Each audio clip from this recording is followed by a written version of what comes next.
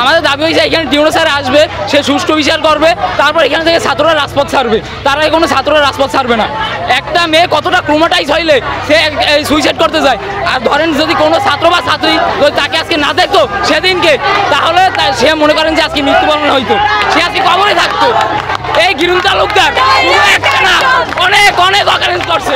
এই স্কুল যখন সে প্রথম আসছে, সে মেয়েদেরকে বলছে যে এই স্কুলে কোনো মেয়েরা বড় কাপড়ে আসতে পারবে না।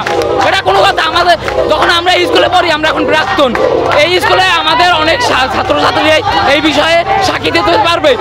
আর এই স্যারে আমাদের স্কুল থেকে বহু টাকা আর কি সরাইছে নিজে, তারপর সে কমিটি সভাপতি এদের সামনে এই গ্লাসের উপর থাপড় মেরে এই গ্লাসটা ভেঙে ফেলছে।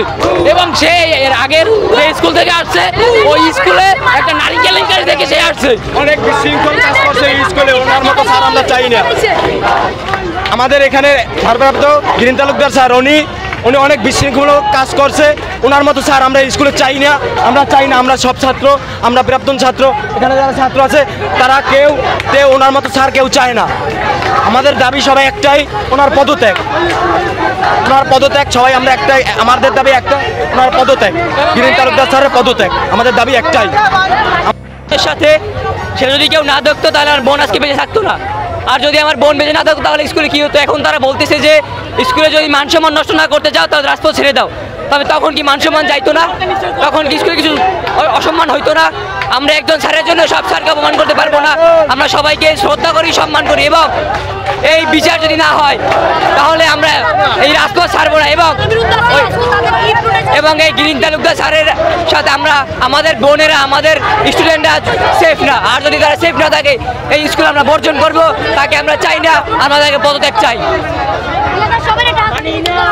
পরে ও যে মানে কাজটা করতে গেছিল, ও যদি আজকে বেঁচে না থাকতো তাই বিচারটা কে পাইতো? বেঁচে না থাকলে বিচারটা কে পাইতো? আজও বেঁচে আছে, এর বিচার আমরা চাই।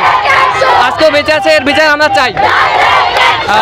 তারপরে দ্বিতীয় মিটিং বসার পর আবার অপমান করছে ওর গার্ডিয়ান সহ, যে এ মেয়ে কেমন, যে কাজ করতে পারে সে কেমন, সে চরিত্র কেমন, এটা দ্বিতীয়বার আবার উল্লেখ করছে। 2 দিন পর একটা ক্লাসে স্যারে আবার ওর সম্পর্কে অন্য একজন স্যারে, অ্যাসিস্ট্যান্ট স্যারে ওর সম্পর্কে আরও আবার মতামত ব্যক্ত করছে। ওর চরিত্র খারাপ, তারপরে ওর ফ্যামিলি সবাই রাজনীতি করে, ওনাকে এডিক্টেড ছিল। তারপরে ওর কথা অনেক কিছু বলছে, ওর গার্ডিয়ান সহ নাকি নেশা করে, এগুলো ওরা উল্লেখ করছে। এই সুষ্ঠু বিচার আমরা চাই। এগুলো কি উচিত কথা?